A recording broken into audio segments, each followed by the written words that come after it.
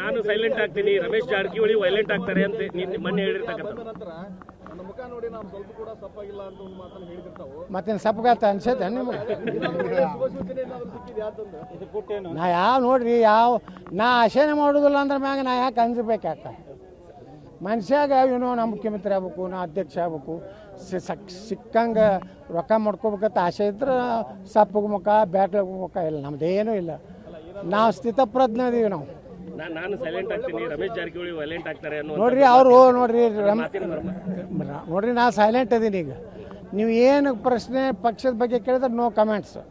ಇವತ್ತು ರಮೇಶ್ ಜಾರಕಿಹೊಳಿ ಅವರು ವಾಲೆಂಟ್ ಆಗ್ಯಾರ. ಯಾಕಪ್ಪ ಅಂದ್ರೆ ಅವ್ರಿಗೆ ಆ ಟನ್ನೆ ಆಗೈತೆ, ಅದಕ್ಕೆ ವಾಲೆಂಟ್ ಆಗ್ಯಾರ.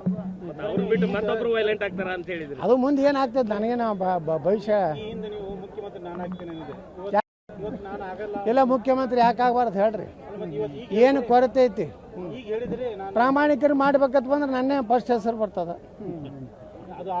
ಒಳ್ಳೆ ಮನುಷ್ಯನ ಮಾಡ್ಬೇಕಂತ ಬರ್ತೇನಾರೆ ಅನ್ನಿಸ್ತು, ದೇವ್ರಿಗೂ ಆದೇಶ ಕೊಟ್ಟ ಅಂದ್ರೆ ನಾನೇ ಆಗ್ತೀನಿ.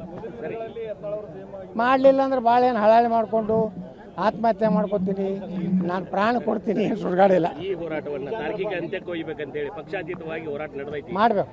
ನಾವು ಯಾವ ರೀತಿ ಸರ್ಕಾರವನ್ನು ನಾವು 100ಕ್ಕೆ 100 ಬೆಂಬಲ ಕೊಡ್ತೀವಿ ರೀ. ನೋಡ್ರಿ, ಸರ್ಕಾರಕ್ಕೆ ಹೆಂಗೆ ಬಿಸಿ ಮುಟ್ಟಿಸ್ಬೇಕು ಹಂಗೆ ಮಾಡ್ತೀವಿ. ರಾಜೀನಾಮೆ ಕೊಡ್ತೀವಿ, ನಾ ಆತ್ಮಹತ್ಯೆ ಮಾಡ್ಕೊತೀವಿ, ಎಲ್ಲ ಪರಿಹಾರ ಅಲ್ಲ. ಸದನದಾಗ ಚರ್ಚೆ ಮಾಡ್ತೀವಿ.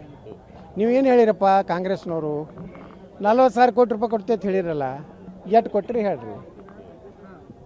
ನಾವು ಏನೋ ಅದನ್ನು ಕೇಳಾರ್ದೆ ಬರೀ ಪ್ರಾಣ ಕೊಟ್ಟರು ರಾಜೀನಾಮೆ ಕೊಟ್ಟರೆ ಏನು ಲಾಭ ಆಗ್ತೈತೇನ್ರಿ? ಮತ್ತು ಇಲ್ಲಿವರೆಗೆ 8 ಮಂದಿ ರಾಜೀನಾಮೆ ಕೊಟ್ಟಾರೆ ಜನರ ಸಲುವಾಗಿ.